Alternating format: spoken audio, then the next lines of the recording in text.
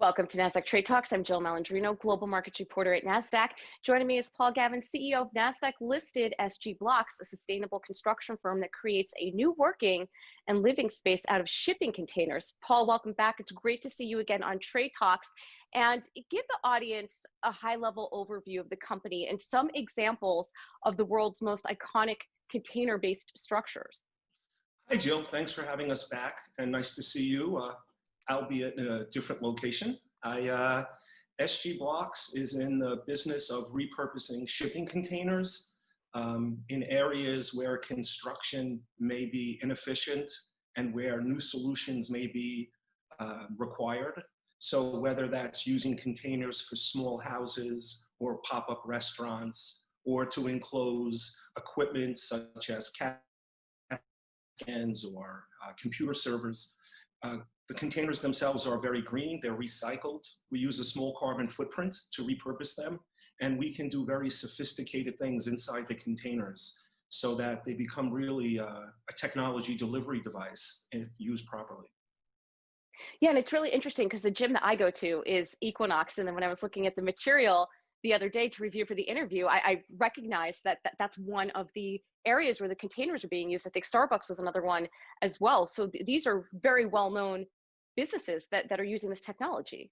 Yeah, people are always looking for a new thing to do and to green up their businesses. And this is a meaningful way to create some sustainability in your business by creating smaller structures that are right-sized for the environment, priced properly, and using a recycled material. We are living in some pretty dramatic shifts in climate, and the containers are built for that. They're earthquake and hurricane resistant. And so for the 50% of the country's population that lives at risk of those events, we think this is a viable solution. So why is sustainability core to the mission at 5G Blocks? And then does this also save time and money at the end of the day? Yeah, well, our business was based on creating a sustainable alternative to traditional construction, which, from our opinion, is fraught with waste and delays. And oftentimes the gating item for a project or a business or a school are traditional construction delays. So when we set forth on our mission a decade ago, it was to create alternatives to site-built construction. So in our methodology, while the site work and the foundation are being built in situation, we are at a factory repurposing the containers at the same time so that when the foundation is finished, instead of beginning construction, we set a finished container every 20 minutes. That's 320 square feet of construction, about 1,000 square feet an hour, give or take, which is really efficient considering the cost of keeping a construction site open. Well, clearly it's not as simple as it looks. What's the process like to order and build a container solution? We generally have a very active hotline and lots of well-known companies and also lots of unknown entrepreneurs with great ideas looking to disrupt various things in either sectors or geography. And basically, we help to bring a client's vision to life, whether it's a smaller footprint store, like some of the retailers wanted that you mentioned earlier, or something that is expandable in place, or something that's relocatable, or something that is just very efficiently built in a controlled environment, compared with the labor pricing at site on a lot of the construction in and around urban America. Building modularly makes an incredible amount of sense, depending on the application. But for the most part, our customers leave satisfied that they have a building that's going to last for a very long time, and they did something that they feel good about. And we feel good about helping them. So, Paul, I would imagine SG Blocks has been a beneficiary of COVID-19 as businesses and schools have had to pivot and rethink their entire way of operation. Tell us about the recent announced partnership with Grimshaw Architects and also the work that you're doing in the healthcare sector to respond to COVID-19. Yeah, thanks. It's really, we have a lot of empathy for all the hardship that's gone on for people, whether it's business owners or people that have had loss directly or indirectly of people or of employment or businesses.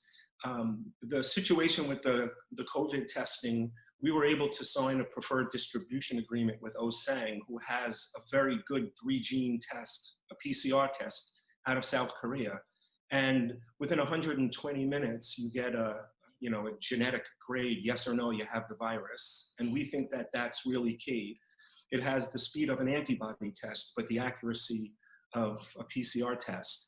And one of the gating items we quickly found out is that the lab situation in America was also ripe for another solution. And so we worked with the industrial design team at Grimshaw and came up with our DTEC series. And the DTEC series is basically extraction and CLIA lab solutions connected in containers that can be deployed to high-risk areas, to underserved areas, for not just the biological testing for COVID, but just the ongoing regular preventative testing medications, medical testing, which has been very elusive for poor and working class people.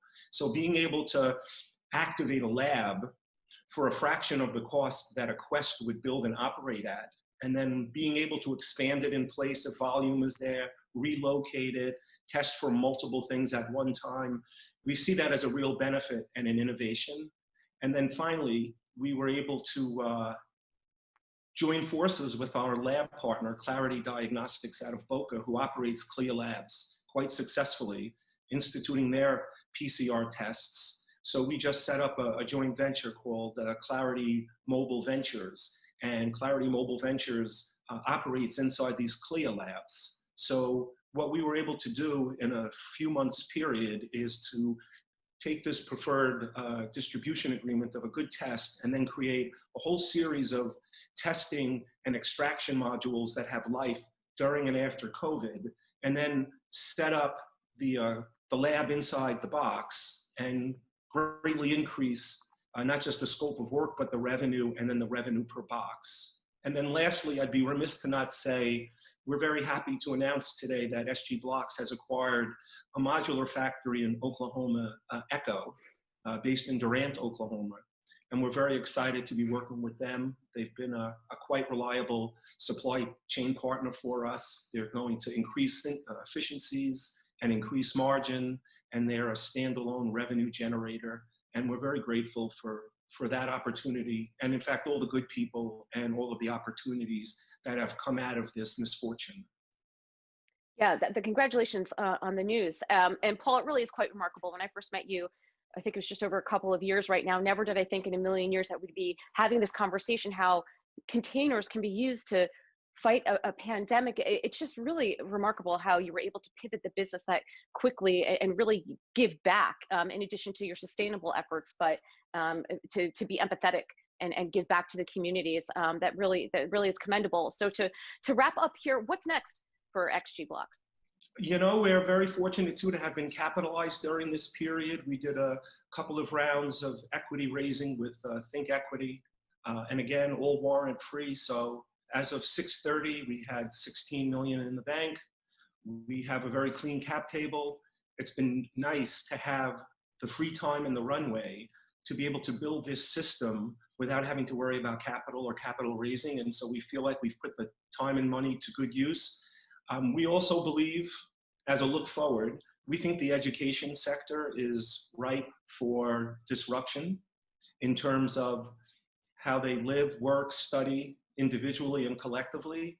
And we're also interested in contributing to the EV charging solutions and infrastructure. We think we have something to say about that too. All right, all exciting stuff on the horizon. Paul, great to see you as always. Thanks for joining us on Trade Talks. Thank you very much. And thanks for joining me. I'm Jill Malandrino, Global Markets Reporter at Nasdaq.